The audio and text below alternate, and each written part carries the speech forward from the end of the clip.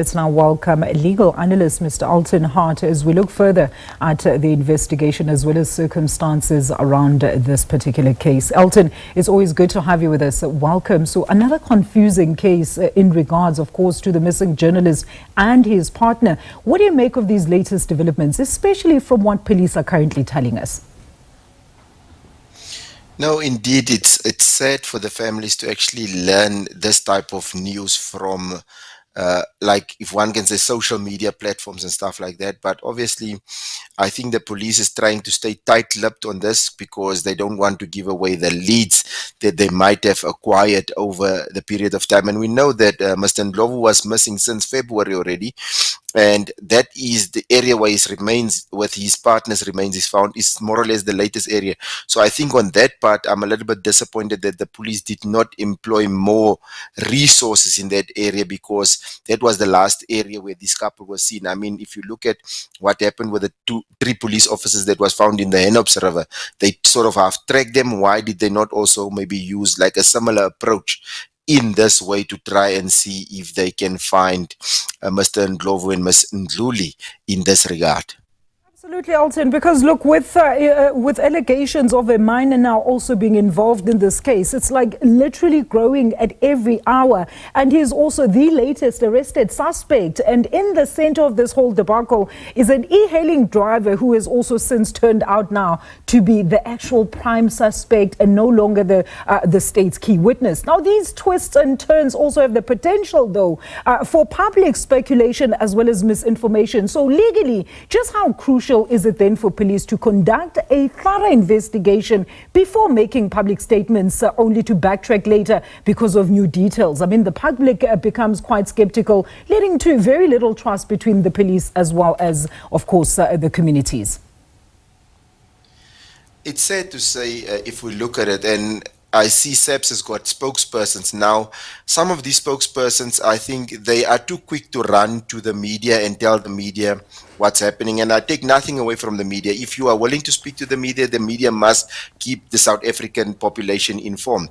But they ran too quick to the media, not making sure and not fact-checking what they are sharing with the media will not hamper the investigation or come to bite them on the back at the later stage. They quickly to run because they want to be seen as doing something.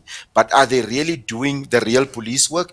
And that sometimes it speaks to me as a lack of experience, where you don't have experienced people that come in and come and address the media, not jeopardizing or interfering with the working of the criminal justice system.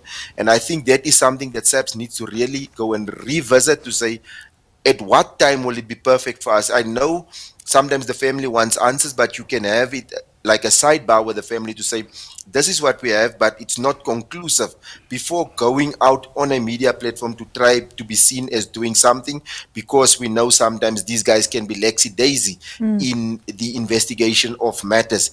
And I think that is what prompts them to do this, but I think sometimes it can actually jeopardize, because now people that is being searched can either destroy evidence or they can run away, and then we have lengthy search procedures in order to get to the real perpetrators who commit these heinous crimes in our country.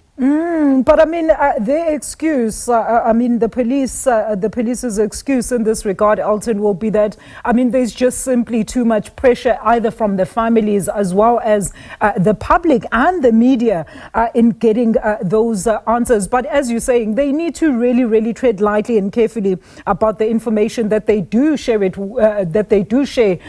members of the public as well as the media. But I mean, let's look at another similar case in the issue of the Jocelyn Smith case.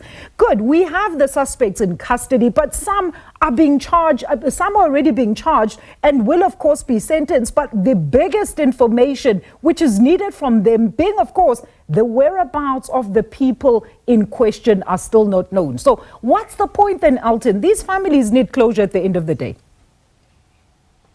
No, you see, when you do investigation, you need seasoned professionals and seasoned veterans to actually investigate these tricky criminal matters.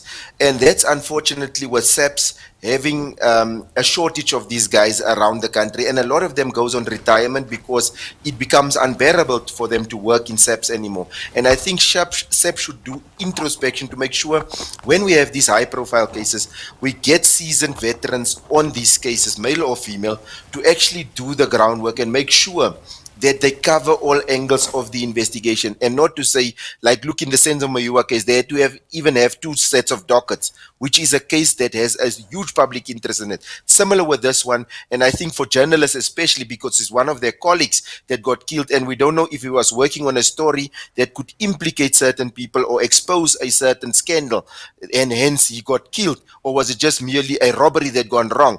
And suddenly it becomes a matter of interest, and if you know that there will be public scrutiny and the public's eyes will be on this thing, then you need to bring your seasoned professionals here, and they need to guide you in this investigation. And if you're not sure, speak to the public prosecutors that's involved in that area, in the Limpopo district, the seniors, to say, how best do we do this? And once we do this, then we can go to the media and make a statement about what have we uncovered and what we are looking for, and to make sure before you make these media statements that you have actually had an opportunity to discuss or to question all people of interest in this matter already.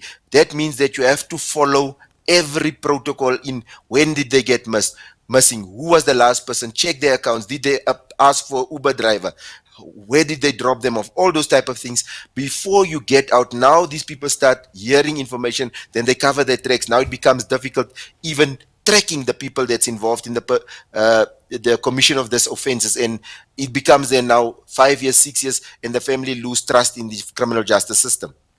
Absolutely. Thank you so much, Elton. We're going to leave it there. There is Mr. Elton Hart there, who's a legal analyst on the latest developments there of the missing journalist alongside his partner.